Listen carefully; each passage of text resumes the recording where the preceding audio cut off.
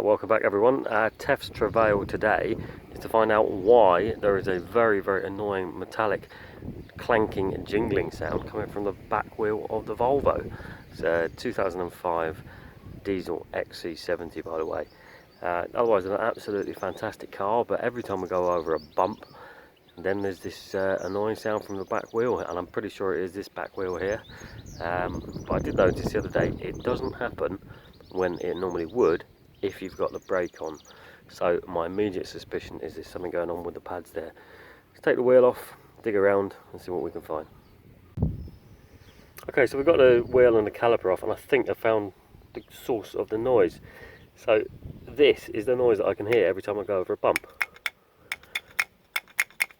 And if you ever look in there, you can see between here and the pad itself some quite pronounced witness marks where that's quite clearly been banging against there and has made it quite clean. Now, I remember that when I installed these there were a couple of other things in the box that I didn't install because they weren't on the pads that I removed. And it's these little clips, two of them, one on each side. And if you have a look, they can really only go in one place. That little hook there goes on there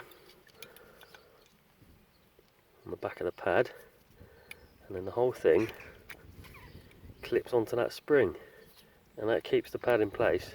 It can't wobble around anymore, but the brake can still operate because that pad is being moved by the piston, so it should still operate and not rattle. Let's put it back together and find out. Okay, so this is the other side.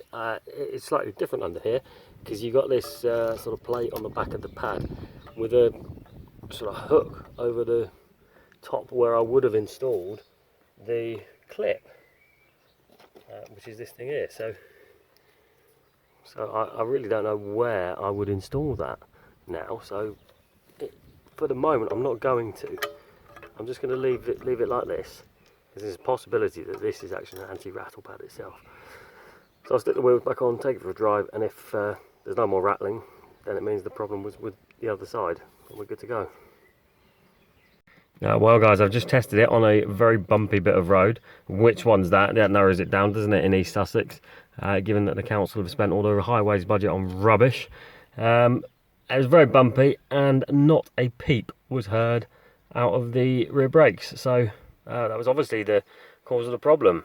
So the moral of your story there is, if you've got something little like this come in the box, find out what it is, work out what it does, and install it. Because if you don't, it will cause you some problems down the line and a lot of head scratching. Thanks for watching guys, and yeah, I hope you can solve some problems like this too.